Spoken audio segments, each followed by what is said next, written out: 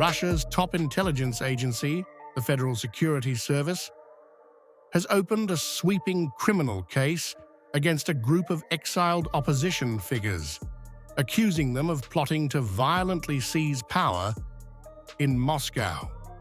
The FSB claims it has uncovered an organized network of Russian dissidents abroad, led by former Yuko CEO and exiled oligarch Mikhail Khodorkovsky, working hand in glove with Western partners to topple President Vladimir Putin's government.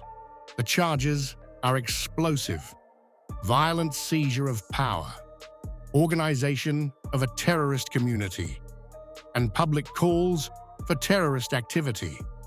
It's one of the largest coordinated prosecutions against exiled Russians since the start of the Ukraine war, and it directly names 22 high-profile figures, including former Prime Minister Mikhail Kasyanov, chess grandmaster Garry Kasparov, and dissident Vladimir Kara-Murza. The Anti-War Committee of Russia movement was founded by the aforementioned individuals in February 2022. Its goal is the violent seizure of power and overthrow of the constitutional order in the Russian Federation.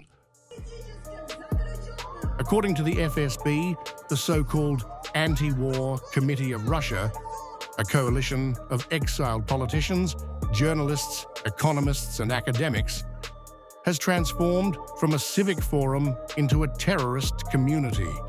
Investigators allege that in April 2023, the group met in Berlin and adopted a founding charter known as the Berlin Declaration, which they claim calls for the liquidation of the current government of Russia.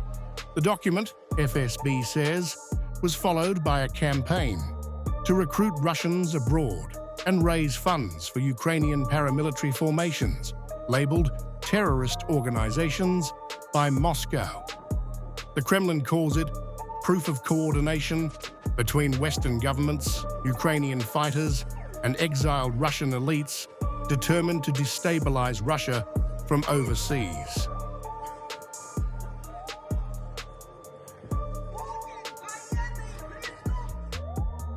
Mr. Khodorkovsky and other founders of the AKR finance Ukrainian paramilitary nationalist units recognized as terrorist in the Russian Federation and also conduct recruitment activities to recruit individuals into these formations for their subsequent use in implementing the plan to seize power in the Russian Federation by force. The case erupted just 10 days after the Parliamentary Assembly of the Council of Europe, PACE, launched a platform for dialogue with Russian democratic forces in exile.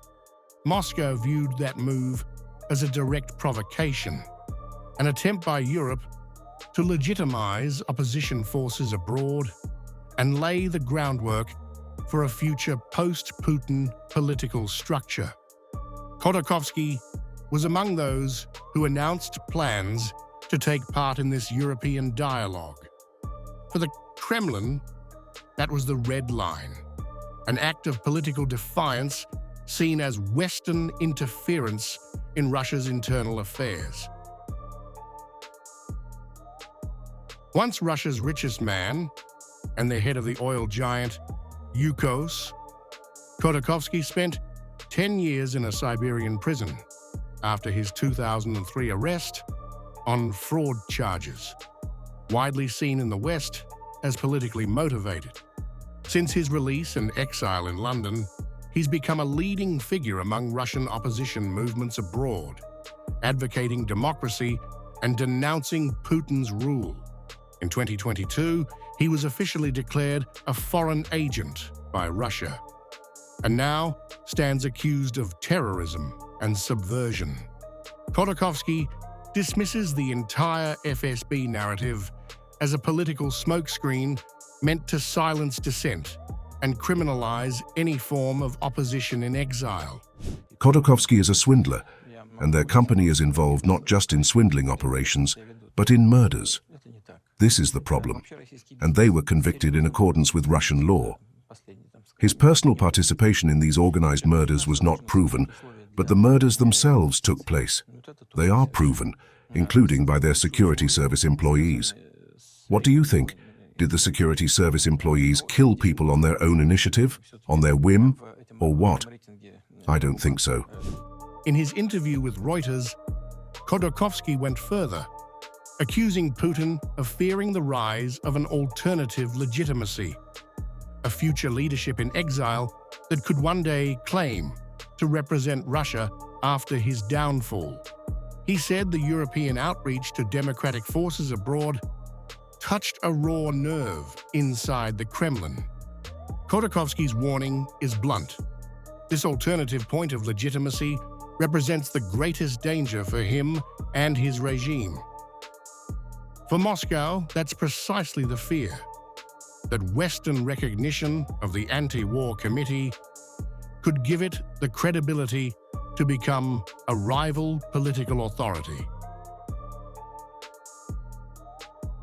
In its official statement, the Anti-War Committee of Russia rejected all charges of terrorism, recruitment, or financing of armed groups. It called the FSB case a reaction to the establishment, under the auspices of the Council of Europe, of a platform for engagement with the Russian anti-war democratic opposition. The committee insists its work is entirely lawful, civic, and humanitarian, focusing on opposing Putin's invasion of Ukraine and helping those harmed by the war. It accuses the Kremlin of manipulating anti-terror laws to eliminate political dissent and punish Russians who refuse to stay silent abroad. The initiation of criminal proceedings is the Kremlin's reaction to the establishment, under the auspices of the Parliamentary Assembly of the Council of Europe, of a platform for engagement with the Russian anti-war democratic opposition. The committee's activities are strictly within the framework of lawful public civic engagement and humanitarian initiatives. The FSB's announcement marks a new escalation in the Kremlin's long-running campaign against political dissent, extending Russia's repressive legal reach beyond its borders. Authorities have already placed Vladimir Kara-Murza back on a wanted list alongside Yulia Navalnaya and Ilya Yashin on similar extremism and terrorism charges related to anti-war activism in Europe. Observers see the timing as strategic.